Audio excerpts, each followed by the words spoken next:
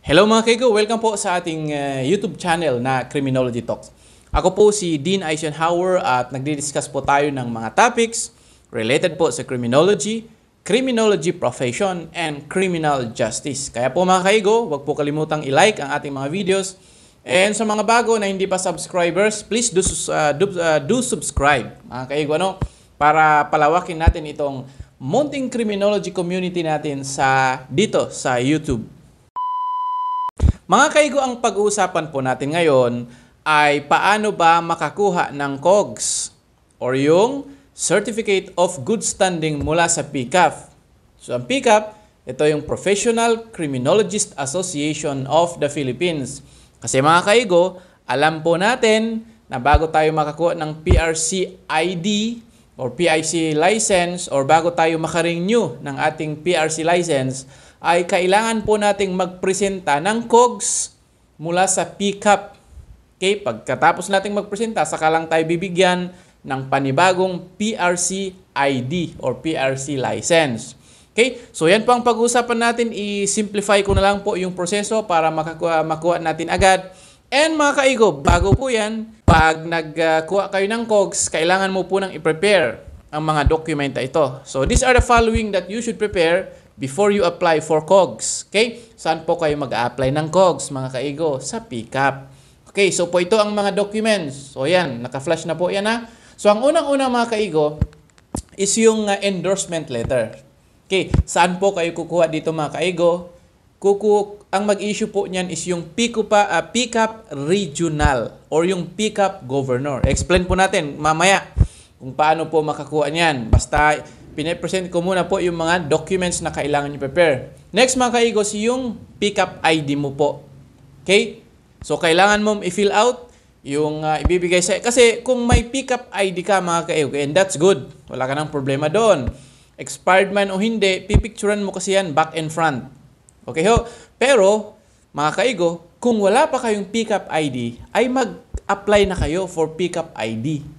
Okay. And yung isang document mga kaigo na kailangan yung kunin is yung PRC, dapat yung i-prepare rather, is yung PRC ID ninyo. So whether expired yan o hindi, kasi pipicturean po yan. I-attach po doon sa Google form na i-fill out ninyo pag kayo ay nag-apply ng COG.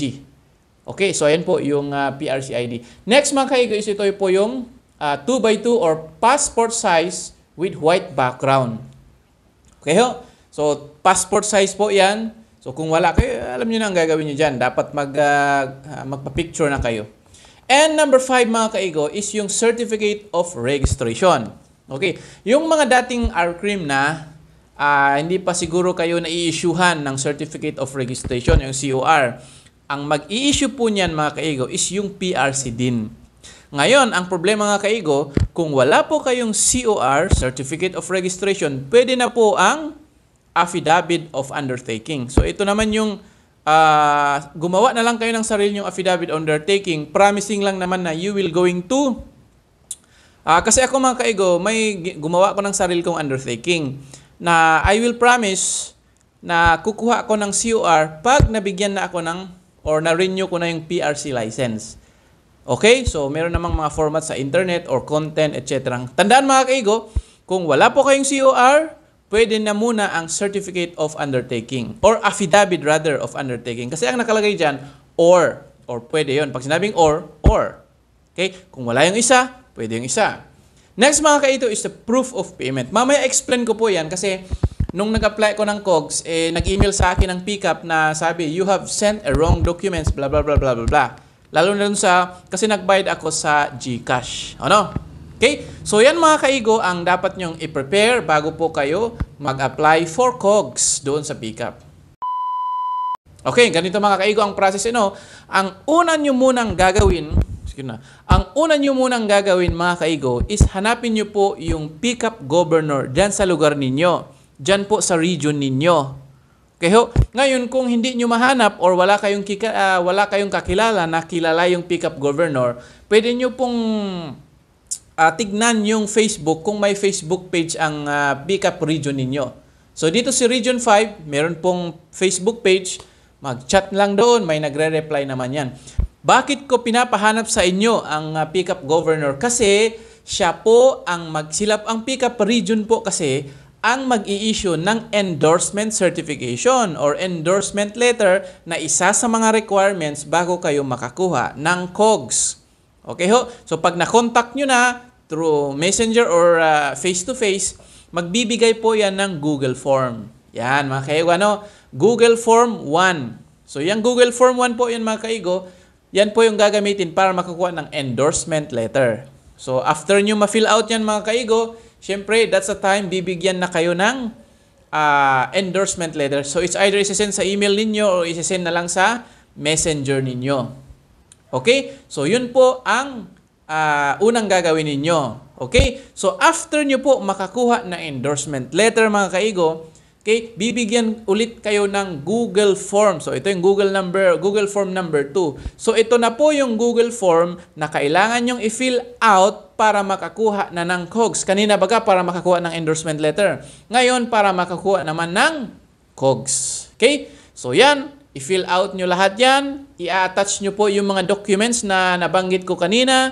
Andyan yung mga endorsement certificate or letter, certificate of registration or affidavit of undertakings, pickup ID, PRC ID, proof of payment.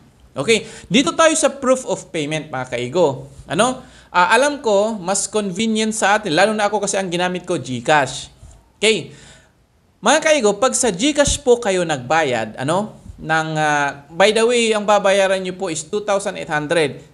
Yung 2.8 na yan, isa lang po na kategory ng babayaran. Kasi doon sa Google Form na yan, na isi-send sa inyo, may mga kategory po ng babayaran. Depende po kasi pag PWD may mga babayaran na. Maybe discount ang mga yan or renewal, etc. So pag common naman na babayaran ninyo is yung 2,800.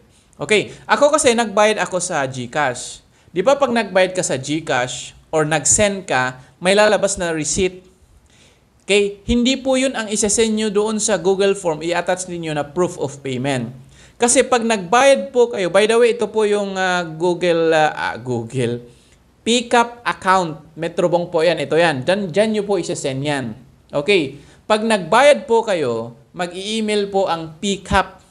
Okay, confirming na nagbayad po kayo at meron na pong receipt. At yun na po ang i-attach ninyo doon sa Google Form. Hindi po yung receipt na galing sa GCash. Kung sa GCash kayo magbabayad, Okay ho? Okay, kasi ang ginawa ko, yung receipt sa GCash, yun po ang ginamit ko na proof of payment. So, nag-email sa akin ulit yung, yung pickup na you have sent a wrong documents. Ba, in-explain naman ito. Sinend ko ulit, yun na tinanggap na. Okay? So, by the way, ito pala yung itsura ng endorsement letter, ha?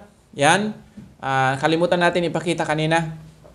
Okay, so after nyo ma-fill out yung Google Form, yan na. Okay, mag-i-email na ang pickup, meron na po kayong COGS. So gaya nito, may email po siya. Then, ito na po ang itsura ng Certificate of Good Standing. Okay, so pag kinuha nyo na, that's the time na pupunta kayo na naman sa next goal mo na makakuha or makarenew ng PRC ID. Ganun lang po kasimple mga kaigo ang pag-process or pag-apply ng COGS na ang nag-i-issue nga yan is pickup. So, kailangan nyo lang talaga i-prepare muna yung mga documents. Okay ho? Para kompleto na yung mga i-attach ninyo. Okay? Kung mabilis man ang pag-explain natin, kung hindi nyo naintindihan, i-comment nyo na lang at sagutin po natin. Kasi ako po, naka-apply na ako ng COGS, meron na po akong COGS. So, base sa experience, yun na po ang in-explain ko sa inyo. Okay? So, thank you mga kaigo and see you.